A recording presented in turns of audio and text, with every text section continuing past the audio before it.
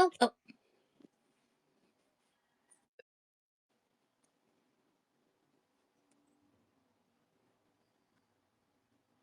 Oh, it says you can speak now. Okay. Well, I'm still eating. All right. Just like scarfing down food. Okay. Hi. We're waiting for a person we're going to talk to soon. And I got to tell my work that I'm on lunch real quick.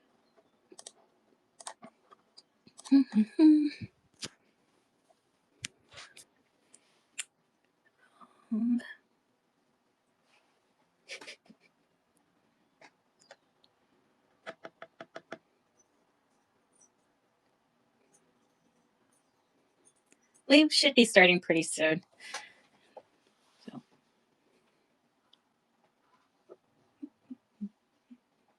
I'm so sorry. I wasn't sure if I should finish eating or like. I think he might be grabbing food too. I don't know because it is his lunch break, so I get that. I'm like scarfing down my food. Hello, Megan. How are you? That was me, especially like just moments ago. I'm like, just like everything. Which I'm like, this is not a healthy way to eat food. Your stomach's gonna yell at you. Yeah, but now, yeah. Well, hello, Megan. How are you? Well, I'm good. Hi. This is too formal and weird for the two of us.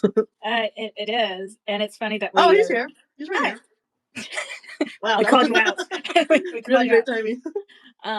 If you want to chat, you just if you guys have questions, ask below, and we'll try our best to answer. Yeah. And earlier, I was just like, wait, shit, I have to do it this way. I have to go through my phone to do the chat. Yeah, I wish Twitter Space was a thing that the desktop allowed because I don't have to hunch over my phone as I'm talking. Yeah, well, because that was the thing. The reason why I was like, oh, let's keep it separate because I have my headset and I'm my computer, but I can't really do that. I don't have a headset to my phone, so yeah. Oh, yeah. But Germs, if you wanted, you can request make it, I believe, to start. I think if you're ready, whenever you're ready. I don't know if I just be like invite to speak. There we go. I'll be all formal like that because I am so formal. I'm definitely not. That's like yeah. So hi. Is this working? Yeah, no, it's working. It's like the Verizon commercial. Can you hear me now? Oh man. Oh, sorry, I'm dating myself again. We've been doing that throughout this whole time. At least it wasn't like with Ron, where he took like I think 10 minutes or no, that's exaggerated. He took a while to get on. It's all the permissions, you know. Yeah. Is it okay that we record this conversation? Yeah, of course. Yeah, sure. And I can record. It's already recording. Okay, got it. Mm-hmm. But yeah, thanks for joining us during our lunch break. Because yeah, I totally get it. Because literally, Emma and I were like, "Oh crap, we need to eat something." Come on, let's eat. I'm hungry. All this work. I know. Well, because that's the thing too. We both work remotely. I don't know if you're doing that as well. We've been remote for the last 4 years. I think. Awesome. Yeah. Crazy. It's kind of like you get used to it over time. Like in the beginning, I'm like, I want to socialize. I want to talk to people. Yeah, because that sense of that creative energy really rubs off, especially if you're working with other artists.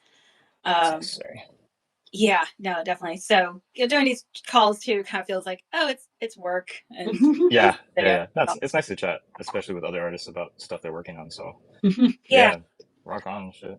Yeah. So speaking of art, Emily's like, I'm gonna bite the bullet. Can I start with a question then?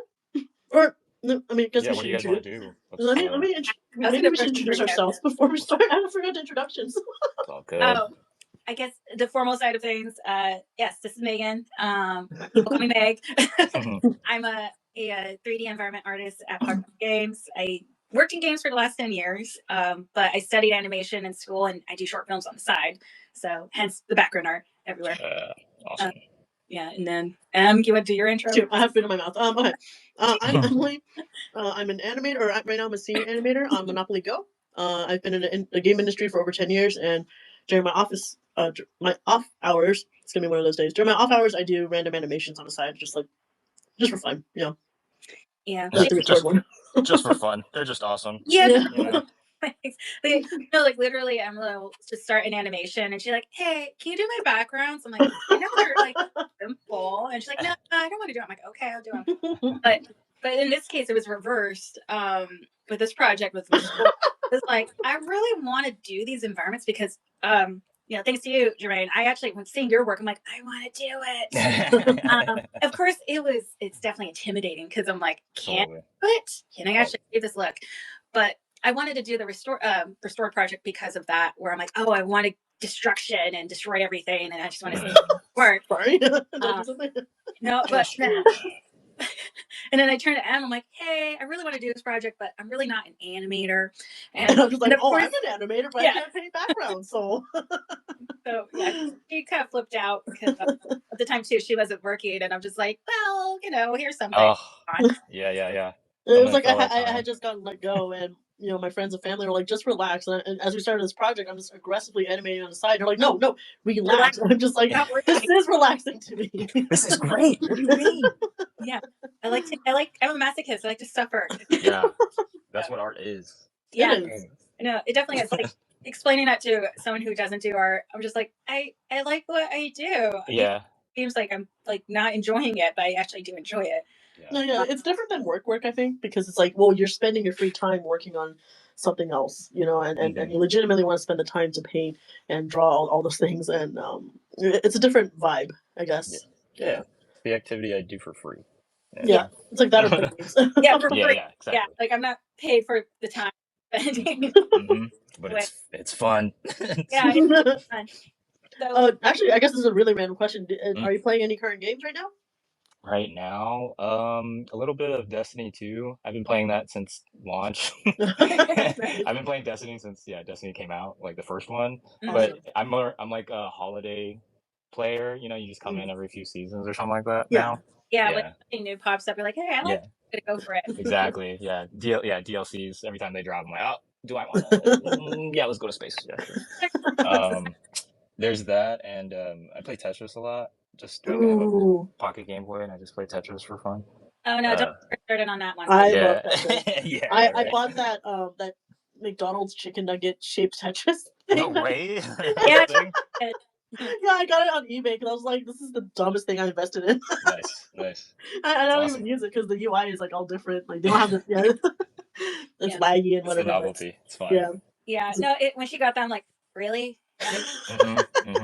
It comes in a fake like McNugget box. I'm just like, I love this. But I guess like semi on that tangent too. Go for it. There's definitely that difference between like working in games with development to actually like doing animation with an animation film like a film studio, doing shows and all that. Like my process with art generally comes down to just create an asset, test out the look, and go from there. But it feels like there's a lot more depth to working out the environments themselves within film. Like, do you have like a process that you normally follow, or like is there like an actual generalized pipeline that comes along with that? Yeah, it seems like there's no like one way. Like everyone does their own thing differently, right? Every studio does their own thing. But the way we like to think about it is, think of it like a live action film set. You got to figure out all the actual moving parts of everything that needs to be made. So say if it's like a 2D show, it's either you have the 2D backgrounds, you have to know the staging of everything, like how much are you going to cheat and how much do you actually need to build? No, right? I always say you fake it until you make it. Totally. Yeah. It's funny because I tell Megan, if you want to paint a whole building, go for it, but no. No, like don't waste your time. It's like just be economical. Like only what's going to be seen in camera, basically. So depending on the scope of the project, then you can kind of decide on the pipeline. But say it depends on also like if it's a 2D show or a 3D show. Like 3D shows have a little more restrictions in how they build stuff, since sometimes, like say if it's all rendered in camera versus like say you could have matte paintings or something on top. It changes the way you think about what assignments you need to make and like what's all this art. Like, oh, I can make pieces like a Lego set, right? Or like a diorama sort of situation where like, oh, well, I only need to make the facade. I don't need to make the inside of the office or anything like that. But sometimes you do, but then do I need to build out the actual 3D set, or can I just use like foreground, middle ground, background plates or something like a 2D shot, So I think it's been fun to see in different productions. You'll use both methods from a 2D pipeline and a 3D pipeline just to get the shot that you want. It's like, oh, sometimes like you would see in Rise, like there's a bunch of 3D shots in there just to get the angles, you know? Yeah, Like yeah. Kevin's boards are so nuts that you need that. You know, the His super buildings. wide. Yeah, like Yeah, but it helps with that scale, you know, Yeah, so you yeah. kind of just do it. You need it. But yeah. do it. I've been meaning to get in touch with Kevin, see if like if he has time to talk. He's drawing right now as we speak. Yeah, I know more You know? storyboards. Yeah. More debris, more buildings. Yeah. I was Yeah. freaking him out quite a bit because I'm just like, what the hell with all this perspective going on here? And 3D artists, I generally do blockouts in 3D because then at least I know like, oh, I could do a lighting mask just to see how the surface is affected and kind of go from like different angles and camera movements. Is because he laid out everything really well. I'm just like, okay, I'm gonna do it. I'm just gonna it's like his it's like a perfect blueprint, like everything. His animatic. Like, here, take this. And I was just like, this guy is crazy. No offense if you hear, but it's just kind of like one person did all this, and yet two of us were just trying to work out planning process and with compositing, and it's just the thing too is like with how large the scale was for everything. I had to really think about the lighting a lot too. Totally. Well, in the foreground, sure, it might be more casted in shadow because it's like the lights behind it, but the out you get, of course, there's more dust in the air, and it's just going to get washed out. So how do I cheat? There's ways I had to cheat it because I'm like, well, I don't need to draw all these details of all these buildings in the back. It's just noise. You used a lot of noise in yours as well. Like you kind of blurred out a few spots I've noticed while compositing. I'm like, oh, yeah, it was like that way. A stroke of color. Like, there you go, it's dead. But hold on, Megan, I'm gonna come over to your room because someone said it was not recording. So. It is recording. It is? Okay.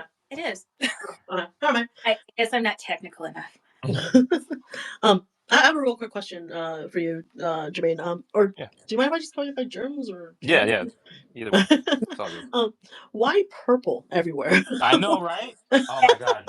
Why is it? I mean, I know everyone loves Donnie, you know, but I love purple as a color. They kind of there's something about looking at New York in a different lens. Like, we were so used to doing New York in like the 80s version, like you know, brick, you know, so everything's grungy brown and red and oranges and stuff like that. So when they decided to do this version, like doing Rise, it was like, oh, what about like modern New York, you know, the glitz and the glam and the high rise skyscrapers and, you know, the metal and glass and all that. And we're like, well, let's just jam it up to 11, I guess, and purple is gonna stand out, right? So you have purples and blues and cyans and because like even when I was coloring the characters, all of their highlights were just like this highly saturated pink. I'm just like, I would have never thought to use this color, but it works really well, you know, in contrast to the background, like which when we were studying this whole fight sequence, like, you know, the floor is dark purple and the sky is like this pinkish orange hue, and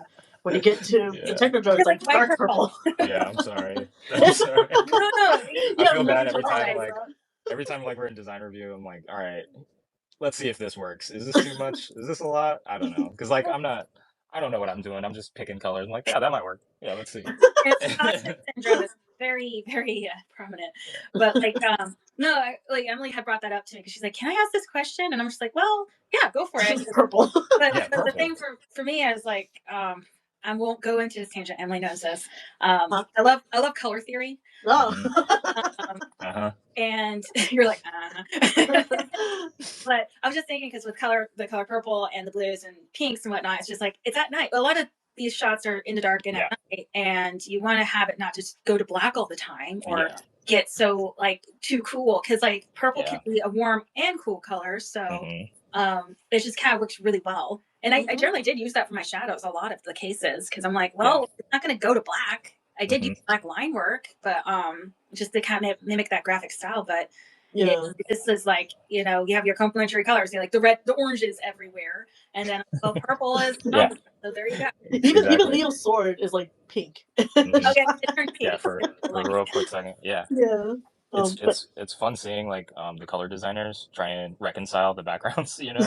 So when you're actually trying to choose the palettes for all the characters and effects on top of the backgrounds, you still have to reconcile which is why we try to keep it as simple as possible. But like, you know, when it's chaos, you throw in some more color. What has been the most challenging, I guess, segment or background? Because I see that, you know, on your Twitter page you have like, you know, different shots that you did. What was one of the most challenging, I guess, moments, say, segments that you had while painting? Oh, that's a good question. Like the whole thing. The show. The show. I think it was challenging. I think, you know, as we got further along, it got easier. And then the types of problems that were challenging shifted. You know, first it was trying to get the style down, like, oh, what are we saying with the show, and you know, what's it look like what are the choices that we generally make, you know. From a, you know, day to day. So that I would just like copy my peers and look at what my coworkers were doing, you know, like, because I came in a little bit later. So the very first my very first assignment was probably the one of the most challenging, just like, you know, learning through osmosis, like, am I doing this right? You know. You know, and then also learning a 2D pipeline and have to be like good with it. So I was learning a bunch of stuff because I was coming from a CG pipeline, and then coming into a 2D one, I hadn't done that for a full gig before. So then, you know, mentally I had to prepare myself. So aside from like actual difficulty in the work, I'd say the mental preparation of trying to work in a new pipeline, new medium, you know, new process, like that was really challenging for me, just to like, oh, I gotta mindset switch, you know. I can't use the same tricks, I can't layer things the same way or whatever, you know. So I would say, like, process wise, yeah, that was the toughest stuff. But maybe like the types of sets were anything in the Hidden City, where you know, just anything. It's got greens in there too, right? So then, you know, trying to reconcile like, oh, the Hidden City has to be as alive as New York is at night, but we need to make it its own thing and make it feel fantastical and magical and all that. And it's like, we've already made New York this crazy colorful place. Like, oh shit, what do we do? Like, and I say that we, but that's mostly me just saying, oh shit, like, yeah, like figuring out Draxum's place for the first time, like his laboratory. That was the first Hidden City thing. Yeah. So then it was like, oh, it's kind of like this murky, like, okay, let's use the mutagen color as like the baseline. Okay, all right. So there's greens here. Oh crap, the turtles are green. What do we? Quick, let's give them tattoos. Yeah. They'll stand out more. Yeah. Yeah, so it was trying to figure out that stuff, like, yeah, what does this space kind of feel? And we lean towards natural colors, since all the neon and stuff of the city of New York. Yeah, we had to contrast that a little bit. So softer colors, maybe, like, we still had tertiary colors a lot, like the cyans and like, you know, chartreuse, like, you know, really hot or leaning, you know, temperature, right? Also like pop off from each other, but not exactly the same color palette as the Totally, yeah. And I think because, like, I feel like what I was trying to do, because I was coming from a place that was so detailed, like painting on a CG show, like you have to get in there and really paint the textures. Like with this graphic, more comic book look, you can get away with solid swashes of color, you know. So you didn't want to paint too much texture into something, because everything's moving so fast anyways. Like, who cares? Like, you know, you don't need to know all the we actually dealt with the exact same situation with in our project, where you know, Crank's flying through the sky with a million rockets going at him, and the tower shows up and it pans. Megan was working really hard on like, you know, the top of the building and how the colors and details should go. And, you know, I was agreeing with her, like, yeah, we should add a, you know, ridge here and there and make it pop out here and there for the shape language. And then, you know, going through the scene, because I'm compositing as she's painting, right? And I'm like, Megan, this actually goes by for 2 frames. 2 frames. Yeah. That's it. I'm gonna make it look lit from the up top, and then it has. No, it's funny because, like, the building, like I said earlier, she wanted to paint the entire building, have me pan it, and well, hold on, it wasn't a bad idea, but I'm like, hey, so I don't want to burn my computer. Just give me 3 windows that are looping, and I'll animate the windows for you, and then you paint on top of it. And that's what we did for both of the shots, and it worked out really well. Like Megan did a really cool job with the light reflecting off, you know, from the environment on the windows, and I'm just sitting here like, Jeez, I have no words to say. Just like masking. Masking, yeah. Well, on my end, while animating the characters and coloring them, because I did a lot of the mystic effects. I'm just like, oh my gosh, Bloom is a good friend right now. Oh, absolutely, yeah. That's the icing on the cake. Yes. We quite a bit, especially I did the smoke effects because I'm just like, diffuse light, and there's lighting behind. Pop out with graphic smoke is fine and all, but when it's moving so organically, I'm like, it's gonna be harder to. I think it was the shot where Raph and Donnie run in and they jump into like the exploding building. That was when I kind of lost it. I'm like, here, Megan, I'm gonna animate the characters and do the rest of the smoke. I don't want to do this part anymore. Like, because I was giving her notes, which I find kind of like sometimes it's really tricky to give notes and feedback when I want to be clear on what I'm trying to tell you, how to approach it. But hey, but it's like you don't want to like take over either, because like there's agency, and I'll show you. Right. But then of course that takes time away from your own schedule. But yeah, Oh, sorry, go ahead. I was just gonna say, in that case, yeah, Em was just like, I'm so fucked. Excuse my language, but so done with the scene. I'm done with smoke and like explosions. I don't want to do them really. And I'm like, I want to do them. Sure, I'll do it. Well, I was definitely more comfortable with the mystic effects because they're like kind of clean and cut out and not as like quote realistic effects, you know. So because that comes with texture and a lot more lighting than, you know, like Donnie's his bow or you know Mike's chain is just basically a default chain brush with Bloom thrown on top of it. And it was just a lot of fun animating those, but I was so done with smoke and clouds and yeah. Oh, especially this fight scene. Oh my god. Yeah. Well, one of my favorite little things that Megan added, it's very subtle. It's when Leo throws his sword, right, and it hits like I think a long brick or side of a building. It's the truck. Oh no, yeah, and then no, it's when he comes in and he throws it, and it's like skidding across this one debris, and you add a little bit of blue on the environment, and just like little details like that really sold it for me because you know I didn't tell you to do that. You just kind of added it yourself.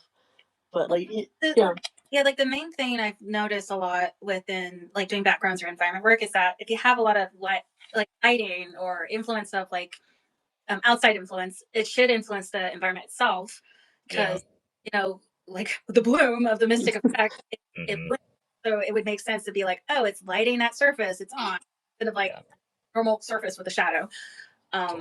Yeah, because there was a lot of them where you kind of have to animate as an environment background artist too. And well, I mean, I would figure in a studio, you guys would actually have a lighting key artist or someone who would work out any keys of like animation with the lighting or effects on the environment. But I don't know.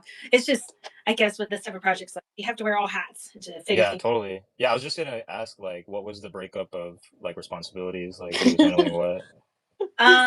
So I did the color script initially because of course I wanted it to match the film, and I knew it would be a shift of like tone of color, because of course as soon as you get to the Technodrome to the end, it gets more purple, and all the purples. It's like, it's my trigger. And the thing too is like I really just wanted to make sure, like, am I following that lighting language and color language first before I even started, and then she kind of jumped onto animation before I even got. when I got home, I immediately cut up all the scenes and like did the whole graph chart of like scene 1 to 34, and I started making sure that there are scenes or frames before and after for breathing space, and I was just like, I'll do the color scripts for the characters and possibly the worst drawing that I've done of the boy. I don't know if you saw it. They look really bad. I can send it through the direct. I'll send it through the direct message later. But I just kind of like made a rule of like, okay, they all have the same pink highlight, and they look like they have these subtle color changes in 3 segments. And so I was in charge of that, but mainly characters. I started animating on Procreate because I didn't have access to Flash anymore because I got let go. So I was like, well, there goes Adobe, and I'm not gonna spend money for Adobe. It's a bit expensive, and so I was in charge of animation. I initially was then in charge of like compositing the whole thing because I later got I first started animating or compositing in CapCut, but it wasn't working in Premiere. It's such a drastic difference, right? Yeah, so, totally. Yeah, I mean, I did the work, but I wasn't quite satisfied with it. So I first started in CapCut, then later on moved on to Premiere. and did the credits and we did CapCut and art side by side because CapCut was so quick to upload. But for me, yeah, I did. There was only just one background I did not do, and our friend, we had a friend jump on. Yeah, our Kim Herbst, she's like, oh, I'll give it a go, try out, and she did one background, and then after that, she's like, I'm done, I'm going to do more. So, nice. Yeah. And that's something. I was expecting that because I was just like, she doesn't do normal, like she doesn't really do environment work. She's a character artist primarily. Yeah. Fun. It's practice. Yeah. No, she did help me kind of figure out how to establish the city skyline of the. Sorry, I just sent the image of what the character concept art was like. It's not. I guess I can throw it in chat. Yeah, but I work out all the environments and effects. And there's some looping animation of like the Technodrone's ring, which Emily helped me out with timing and everything, the panning of the buildings. But a lot of those cases we kind of work together where I would send her progress. And this is like maybe a little bit different from film is I would do a quick block out of like the shape language of assets. And when I say assets, it's just because there's so much camera movement, everything had to be separated for the parallaxing. Totally, yeah. It was just like, why? Why did we get ourselves into this? Yeah. So I send her block out assets just so she can have them plugged in and ready to go. So instead of just waiting till the very end, and then also finding out like, oh, we need to break these up even more, or how do we do our layers and whatnot. I would do that and then set up my own scenes. Generally, if I had any animation with effects, I would have one file just dedicated to just working on the background itself, like the building. That was another thing I was in charge of. After I cut up each shot, there are a good handful of scenes that had to be stabilized because Kevin decided to move the camera and like just shake it. So I threw it into CSP. Took one object and just kind of stabilized it around that. So when I gave it to Megan, she just paints on this like 3,000 by 2,000 size canvas, and it was insane. 528 by like 2,800. Yeah, wow, crazy. I like working with Procreate because I think I just like the idea of like I could take my tablet anywhere and I could paint. Yeah, I was just about to say like you did this all in Procreate. That's nuts. Like, but it also proves how powerful that program is. Like, and art direction. Oh yeah, because then you can kind of get away with anything. It looks great. I did try to composite in Dreams, Procreate Dreams, but I was like, no, it wasn't working. It's not there yet. Like, no hate against Dreams, but it's just not quite there for me. Yeah, for sure. But yeah, like the one difficult thing to deal with Procreate was that the larger your canvas, the less layers you have. Yeah. I have so many different shots because of that. Since at one point I was animating the terrain moving and rocking back and forth because the characters, the turtles were spinning and breaking through debris. And, yeah, I had to break that one up to 8 different individual files. Nuts. It was just like, I was like, I can do it. I can do it to the camera. And then M tells me, I already moved the characters to like the stabilized version. Well, I told her, you know what, just give me one debris of whatever scale for that 4 frames second, and I'll scale it and move it myself because I felt like it was easier to move or composite things in CSP than in Procreate. Well, no, this was the one that the boys were spinning. Yeah, I know. Yeah, that we would not been able to. No, yeah, we both decided like no. Like I did break out my layers for export because there are things that come in front of camera, and I also was like, I'm not going to animate the floor to look like. Well, it's funny because yesterday JJ Conway had told us, like watch Akira for background movements and how to handle camera movements, and we're watching it and we're like, holy crap, it is just 2 frames of moving little lines to make it look like the floor was moving. It's really cool and then of course is the end fight sequence in Akira. I'm like, oh my god, the buildings debris. Yep. Debris PTSD. Yep. Where it came from. Look at this again. Oh yeah, there's a lot of Akira being watched while we were making these. Really? Oh, absolutely. Are you kidding? Like, look at the debris. We watched Paprika, I think, after Akira. Nice. We're like, Paprika is like Akira almost, but like it's like toned down quite a little bit. I don't know. Yeah. Organically, I guess, because like you got fridges moving like people, but like you go back to Akira and I'm just like mind, like these were hand painted. Each environment was animated in perspective. I'm just like, holy crap, it's so cool. Yeah. May just have to watch it again tonight. Yep. Basking in the glory. What has been your most inspirational artist for for painting and backgrounds. Oh, and that's a hard. That's a hard sorry, throwing hard questions. Yeah, that's a hard question. Or not just one person. Yeah, I guess different folks. Well, I'll say like when we were when I was like trying to get used to the style of the show, I was really looking at some of the old Looney Tunes backgrounds that were designed by Maurice Noble and his crew, and he had a book out like a long time ago called The Noble Approach, and I kind of like dissected the crap out of that thing. Wow. and that's kind of thank you for adding. I'll be getting that. Yeah, it's a great book. But like yeah, just looking at how they would design color, how they would design backgrounds, just looking at their method and approach of taking something real and then giving it the personality that only the medium that animation can. Like you distill this realism into this shape or an idea, right, on the page. So I think that's what helps with, with Rises, they could push so much with shape and color and design. Like it just felt like it was in the same lane, so I just dove into those old cartoons because they had this similar method where like, oh, there's how do I reconcile like all these different colors and stuff. Sometimes simpler is better, so you just use one color or two, and then, well, how do I create this background and still make it feel like this really dynamic and like that it just has depth, rather than like a comic strip or really stripped down like Sunday morning cartoon sort of situation or newspaper, Yeah. So yeah, that was, I think Maurice Noble was one of the first like top inspirations there for establishing the design language or just like the method. And then for paint, we were really looking at comics, just for like the different textures and styles and stuff. And there was one that I was looking at. Who was it?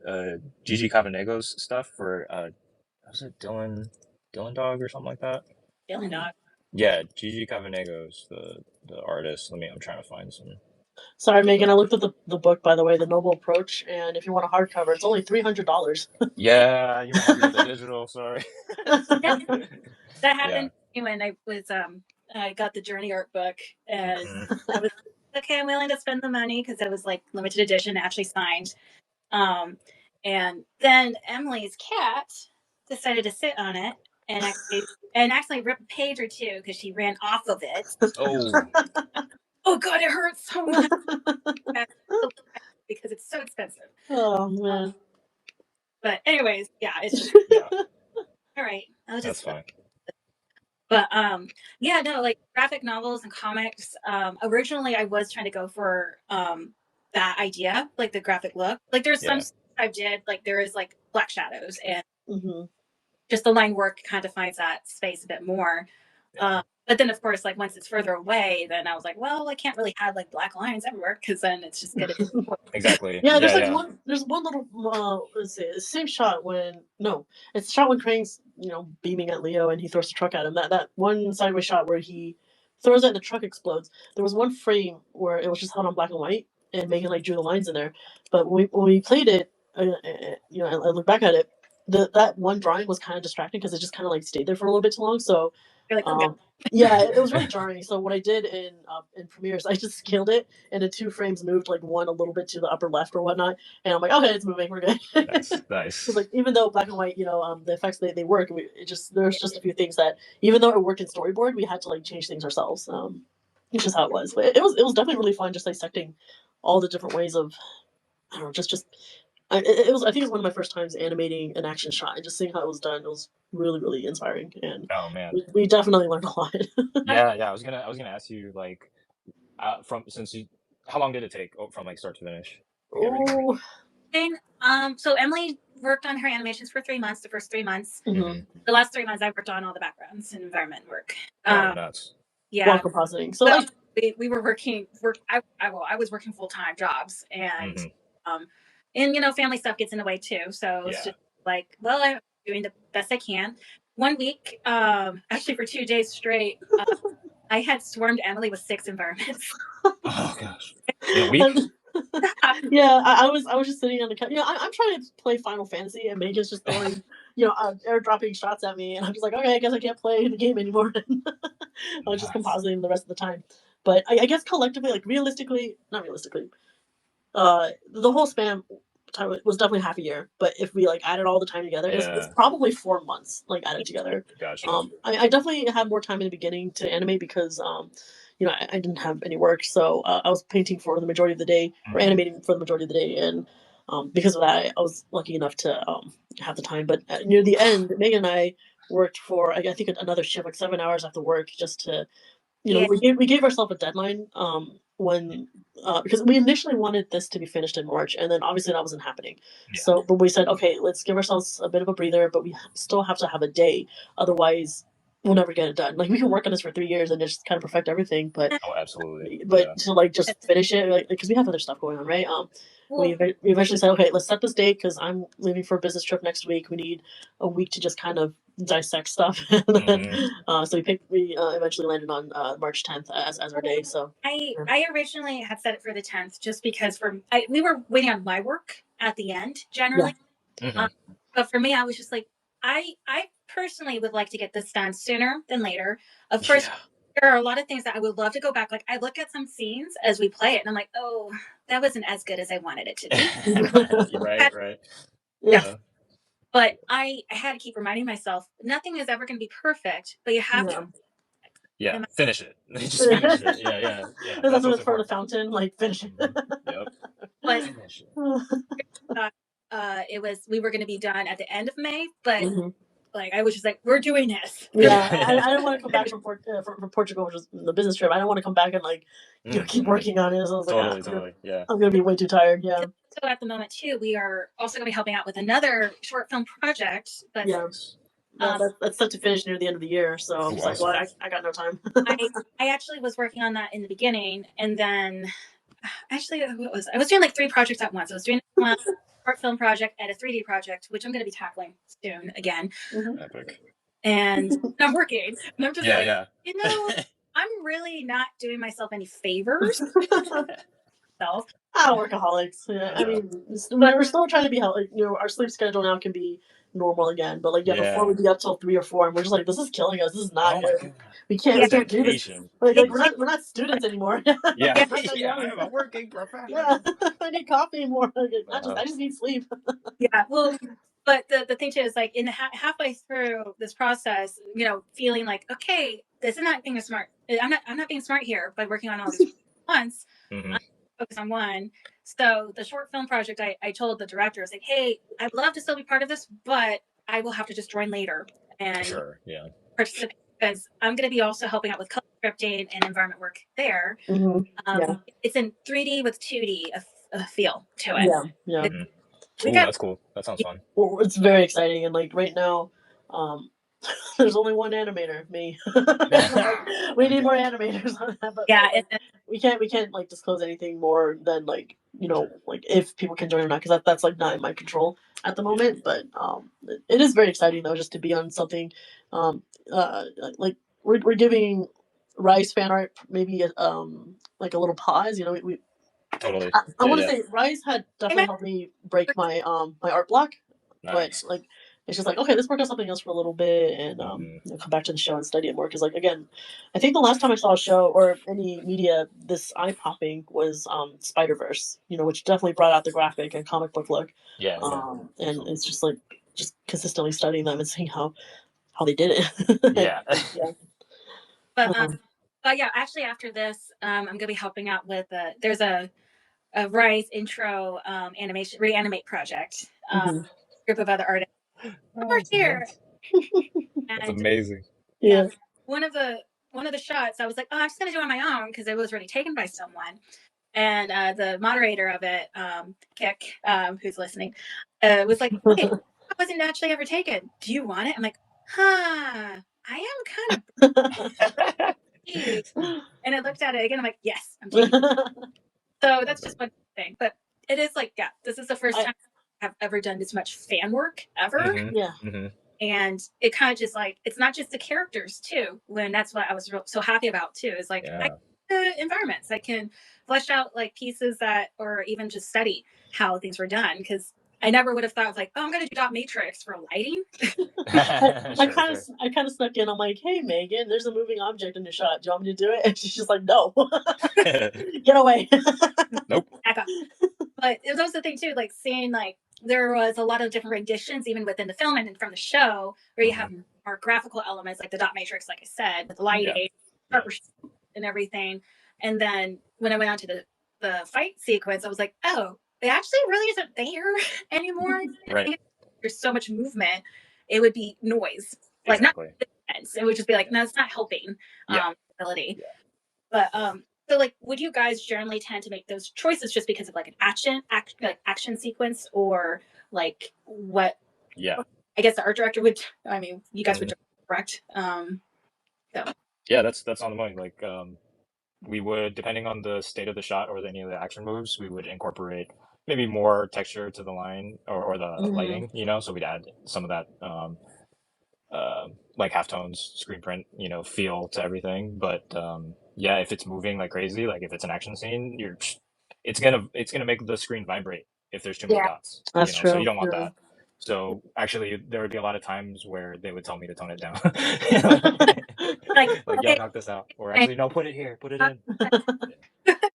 So I guess I'm gonna be mean to Megan for a little bit because haha. No, by the way, Megan and I have been working with each other for like over 15 years. Nice. What? Can I ask a question? Oh yeah. Before I mentor you, okay, yeah, go for it. I was like, wait. Silence. Like, dude. I knew that was gonna come up today. I'm so happy. Go for it.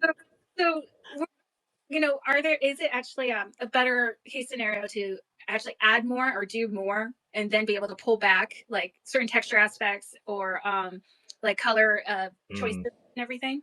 I kind of went under the guide of you should feel it, not see it. You know, so don't. What the problem that I see a lot when people are doing fan art of it, and if they're trying to hit the style like right, like the way that I was doing it, they would make the dots a little too big. You know, like, and then it breaks the scale of everything. So you want to be very wary of like where you place that stuff in context to the background itself. Like if it's a close up, then maybe the dot sizes in the lighting it's okay to be a bit bigger, but in faraway shots where lighting's coming from like a shaft from far away or something like that, you know. Actually, maybe this was answered earlier, but like your guys' usage of the dot matrix was really just to add texture to like the diffusion of the light, right? Like diffusing. It was, you know, it was a stylistic choice of just like, oh, this is a comic book thing, so you know what would be fun is like adding screen printing, you know, noise, and like to help diffuse the light for sure. I think as a a texture or a pattern to do it instead of because I'm so used to just making things in a more representational world, like, oh, the lighting needs to make sense. But here, like, you can just pick two colors, pick a couple values, and then if you want to blend something, use how do you blend something without opacity? You know, like right. Without shifting opacity, it's like, oh, you have to just use smaller and smaller shapes or something, or use a pattern of shapes. And so go ahead, sorry. Yeah, just just breaking it up, choosing making interesting design choices, knowing that hey, you can pull from the fact that this is from another medium. Well, what other elements from that medium could you use to help illustrate different filmmaking things like lighting or comp or depth of field or whatever, which I think that's kind of what broke everyone's minds when Spider-Verse came out, and then like them doing the chromatic aberration to do blur and stuff, and like it's shocking at first, or it's kind of disorienting. And so that, I think it was trying to reconcile both of those things. Like, well, how do we make something that's interesting to look at that maybe not a lot of things or not a lot of shows have done yet? And then something specifically to this world, like, oh, this is the Turtles franchise. What are we trying to do new? What's been done already? You just try to, just search through the like when you're trying to make design choices, you search through, well, what's already been done in this world of Turtles. What are these textures they've used already? And then so you find out some fan art might be overdoing it. Like it should be there for a reason. So like it should be there. I admittedly used it just for background, just for kicks, but now I'm just like, oh god. But just subtle, like real like subtle. It's just there, but like here it is, but you don't see it, like kind of thing, right? Feel it, don't see it. It should be just like in the corner of your eye, you're like, oh wait, there's dots Yeah. here, or like, oh, they're breaking it up in a interesting way. Yeah. Nice. I think I used mine when I painted like one of some of my earliest fan drawings. It was just like it's a background texture, like a literal wallpaper. Not as a lighting choice, but as a wallpaper. So because it can get distracting, you know. Right, it can be. Yeah. Oh man, now I'm like, did I do that right? Probably not. But it's fine. It's fine. It is what it is. Like you test it out just to see. But I think personally for me, that's also just personal taste. Like when you're looking at it on your screen, is totally different experience when you look at it on a bigger screen, like on a TV. You know, like once it's on a TV, you can see the scale of the dots getting broken when you do it too big. You know, you're like, oh, I don't know if I like that. You know, you know, I really wanted it to feel more like, oh, this is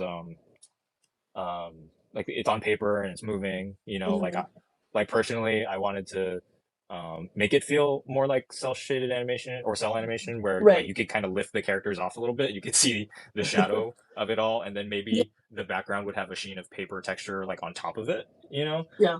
So then it's fake comic book, you know. But you remember those there was like a section in the show where there was a comic panel that was done. And there's like the turtle tots or something, right? Yeah.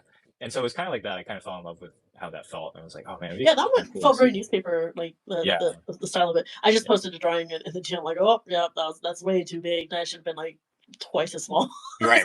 Yeah. Oh, I'll to me, that would be a little too big. Yeah. That's way too big. I'm like, oh, cringe. Yeah. There would be more spacing in between. So you know, anything to not bring too much attention to the background because they're so big and then too close. Now I'm not looking at their faces, you know. Right. It's just there's a white thing in the back there, like white dots. It's too distracting. Yeah, I think that was definitely trying to figure out the texture of stuff because you want the background. I wanted the background line art because it was so good already. Like I felt like doing it a disservice by painting it too much, if that made sense. No, definitely. I'm like back in this, and I'm like, yeah, those were wrong. Like, I was like, yeah, they use dots, and I'm just like, no, that's now looking back at it, it's just like this is the wrong usage. Yeah. But like, hey, we all make mistakes, right? Gotta make mistakes to learn more. Like you're like, it's okay. It's okay. Yeah. But no, like honestly, it's not supposed to, like, the background is supposed to be supportive. But and of course there are establishing shots where you're like, I'm gonna go all out, make sure it has enough contrast in it and really hits everything in that sense of like, ooh, what is this majestic place I'm going? Yeah, for sure. Oh, I'm gonna banter Megan a little bit. For the ROTTMNT, or why am I still saying that? The Restore project. What has been which background did you like the most and or least? You don't have to answer the other half. I'm just making. Sorry, Megan. I can feel her glaring at me from the other room. Yeah, which one was it? Yeah, those like how many did you do total? 34. Oh man. Okay. Yeah, that's a lot. Okay. Yeah, the last scene, the last shot I did literally in a few hours right before finishing because I was like, crap, I need to get this done, and I had to do effects too with it as well. But it was like a short scene too, so I was like, I got this. and I took her iPad and drew the turtles in there because I just wanted to draw them one last time, even though they're tiny little pixels. Because like my personal favorite is the one with Krang just standing there with the smoke around him. That I mean, there's so many that she quickly like just freakingly like knocked out of the park. But yeah, I was just curious. Any advice moving forward, or? I guess. I'm not bantering you, man. I'm just. She's like, rip apart a piece. No. Let's pick one. Oh man. I'm kidding. No. I mean, you guys did great. I think it's to me it was hard to pick out like which ones were, if you didn't have the subtitle in the bottom of like which one was property of Nickelodeon. Like some of those I definitely would have missed. I'm like, oh shoot, okay. Because when I was doing the color scripting, it did change over time as I was working on environments, because I was like, nah, it needs to actually increase in that tone a lot more. And also like some of the characters weren't really standing out. We had to make adjustments with contrast a bit. That was the third shot, or I guess, the third shot when Krang was falling down. That shot took like a week to composite, by the way. Megan had originally drawn the debris in a much darker purple tone, which worked as a background. But when I threw it in, Krang kind of disappeared within the debris. So I told Megan, like, hey, you have to really tone it down. Redo it. Or not redo it, but like, recolor it. And even the building itself was too dark, so she had to change all of that. But it didn't bother me because I was just like, yeah, okay. It bothered me because I had to read through everything. But the other thing though too with me was working in black and white at times. Like I'll do a layer of black saturation overlay. So I would like, is it enough contrast? Like actually stand out because well, you don't want it to be like here's everything all muddled together and know how the depth works with like what are the characters standing on and what's more in the background. But yeah, a lot of the cases with all these environments was like, I was terrified to start at first because I was like, what am I doing? Yeah, totally. Even me, I'm like drawing the rocket scene. I think took 2 weeks to animate, and like halfway through, I'm like, I'm so tired of tracing. Like, thank God that Kevin differentiated the rockets by like different color codes. But I'm just like, holy crap, there's so much to like where is overlapping which, and oh my gosh, it was crazy. But yeah, no, honestly, I haven't really started to paint like this much until like 6 years February. Really. Oh. And that's because of one of my art directors like, yeah, go and paint. And I'm like, oh, okay. That's incredibly vague. Yeah. Because artist, like, what do you mean? Yeah. And since then, I feel like as any artist, like as soon as you start a project, always the beginning is the hardest because you're trying to that look. But then later, like, I can whip it out, whatever. Yeah. Well, that so you guys are gonna be working on more short film stuff, and you said it was kind of 2D, 3D. The one I'm working on next is 3D. I have one reanimated project that's happening, but that's different than restoring Kevin's boards. For sure. Very different. I don't think we've done anything as ambitious as this. This is definitely one of the hardest projects. Yeah, this is nuts. What were we thinking? Yeah, I'm gonna complete the animatic. Yeah, like we're gonna take a break from that. Megan had 3D model because we did like 3D prints of the boys. Because the toys were kind of interesting to look at. we wanted to make our we made our own little 3D prints of the turtles, so that was really fun. So we're working on the Sunset Duo. That's what they're called, Raph and Mikey. Raph and Mikey. Yeah, I modeled Raph before Blender would leave my brain, so I don't even model him in a week. Nice. And Megan's working on Mikey next. But yeah, I'm just working on an intro, a really quick shot for the intro reanimated project. Working on the 3D project. But other than that, like generally, I'm always pulled into these things because Emily's like, I don't do the backgrounds. So sorry. I haven't really just going to be doing, but I've done a reanimate for what was it? All Dogs Go to Heaven. Like wow, yeah. Awesome. So Angry Beavers, which was like the most random. That was super random. I'm like, I don't forgot about the show. And release. Just like, okay, whenever that comes out. And then like we did Game Grumps animations. Yeah, I actually started doing animating a lot for Game Grumps, which is kind of what got me started in animating something other than for games. And then what else? I don't know. There's just always something to work on. Yeah, and then that's good. Yeah, and then I'm like, I want to play games too. Totally. I'm gonna send you photos of the 3D print that we did. Yeah.